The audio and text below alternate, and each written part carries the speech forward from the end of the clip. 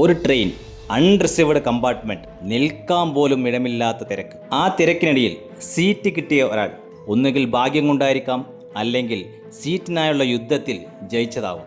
പക്ഷേ കുറച്ച് നിമിഷങ്ങൾക്കുള്ളിൽ ആ സീറ്റ് ഒരു പ്രശ്നമായി മാറി. അവൻ്റെ അടുത്തിരുന്ന ഒരു സ്ത്രീ അവനോട് പറഞ്ഞു, എണീക്ക്, ഇവിടെ നിന്ന് മാറിയിരിക്കും. കാരണം എന്താണെന്ന് ആർക്കും ആദ്യം ഒന്നും മനസ്സിലായില്ല. അവളാണെങ്കിൽ കയ്യിൽ പിടിച്ചിരിക്കുന്നത് ഒരു ചെരുപ്പ്. ആദ്യം തോന്നിയത് ഇവൻ എന്തെങ്കിലും തെറ്റ് ചെയ്തോ എന്നാണ്. പക്ഷേ കുറച്ച് നിമിഷങ്ങൾക്കുള്ളിൽ സത്യം പുറത്തു വന്നു.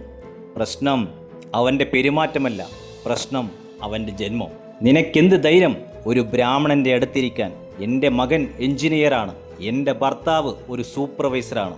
ഒരു മുഴുവൻ ട്രെയിനിൻ്റെ മുന്നിൽ അവനെ മനുഷ്യനായല്ല, ഒരു ജാതിയായി വിളിച്ചു. അവനൊന്നും പറഞ്ഞില്ല, തിരിച്ചൊന്നും പ്രതികരിച്ചില്ല. അവൾ വീണ്ടും വീണ്ടും അവനെ അപമാനിച്ചു.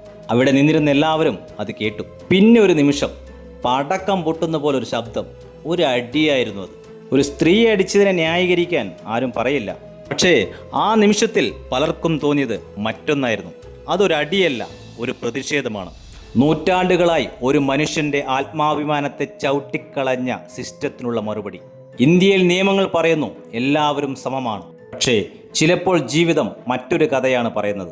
മനുഷ്യനെ അവൻ്റെ കഴിവ് കൊണ്ടല്ല, അവൻ്റെ ജന്മം കൊണ്ടാണ് അളക്കുന്നത്.